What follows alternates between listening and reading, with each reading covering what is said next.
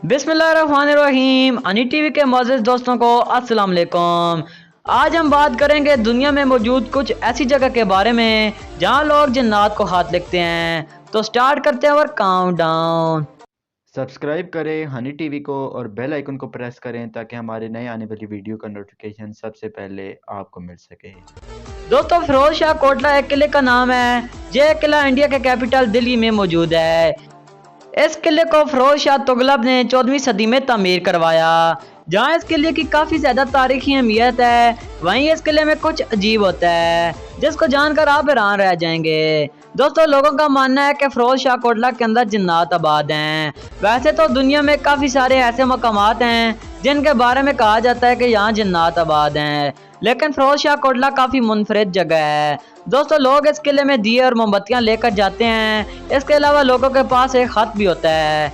ये खत इन्होंने जिन्नात को लिखा होता है। इन लोगों का मानना है कि जिन्नात इनके खत पढ़ते हैं, लेकिन लोग अपने खत में क्या लिखते हैं? दोस्तों, लोग जिन्नात के पास अपने मसले लेकर जाते हैं। इनको लगता है कि इस किले में नेक जिन्नात रहते हैं जो अल्लाह ताला से इनके लिए दुआ करेंगे, जैसा कि कोई बीमार हो या किसी को कोई और परेशानी हो। तो लोग अपने ये मसले खत में लिखते हैं। इसके साथ साथ इनके हाथ में दिए और मोमबत्तियाँ भी होती हैं। ये लोग ये खत रख कर इस किले से वापस चले जाते हैं और उम्मीद करते हैं कि इनके मसले हल हो जाएंगे।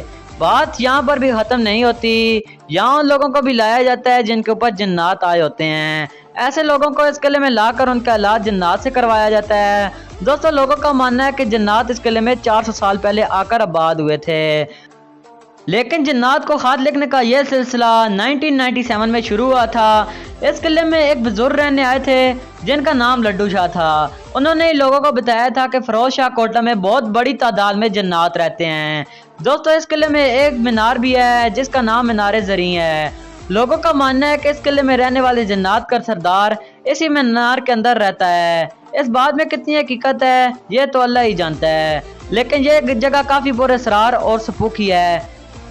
वैसा ऐसे ही कोई लाहौर में मौजूद मोती मस्जिद में भी होता है। लोगों का मानना है कि इस मस्जिद में नेक जिन्नात रहते हैं। दोस्तों, वीडियो के आखिर में ओमान की एक जगह के बारे में बात करते हैं। ओमान के शहर बाला में लोगों का कहना है कि इस शहर के हर कोने में जिन्नात आबाद हैं, लेकिन ओमान की एक और ऐसी जगह है और इस जगह का नाम मजलिस अल जिन्न है। दोस्तों, ये एक बहुत बड़ा गार है।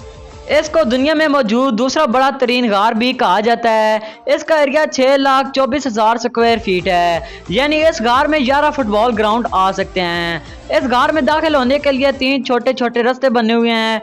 मजलिस अल जिन्न ओमान के कैपिटल मस्कत से 100 किलोमीटर दूर है, लेकिन इस गार का नाम मजलिस अल जिन्न क्यों है? दोस्तों, नाम ही से वाज़ेह है। लोग समझते हैं कि इस गार में जन्नात आकर एक दूसरे से मिलते हैं, यानी ये जन्नात के मिलने की जगह है। लोकल लोगों का मानना है कि इस गार से आग की स्मेल आ रही होती है, तभी लोकल लोग इस गार के अंदर जाने से घबराते हैं। लेकिन इस गार में आपको आज भी दुनिया भर से कई लोग जाते हुए नजर आएंगे।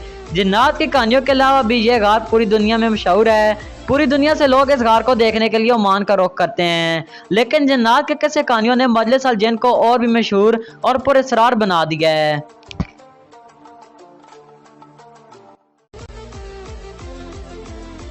दोस्तों, आपको ये वीडियो कैसी लगी नीचे कमेंट बॉक्स में ज़रूर बताइएगा। और अभी तक आपने मुझे फेसबुक और इंस्टाग्राम पर फॉलो नहीं किया तो जल्दी से वहाँ पर भी फॉलो कर लीजिए। लिंक मिल जाएगा आपको डिस्क्रिप्शन में। मिलते हैं किसी और मालूमाती वीडियो के साथ। Thanks for watching. अल्लाह हाफिज़।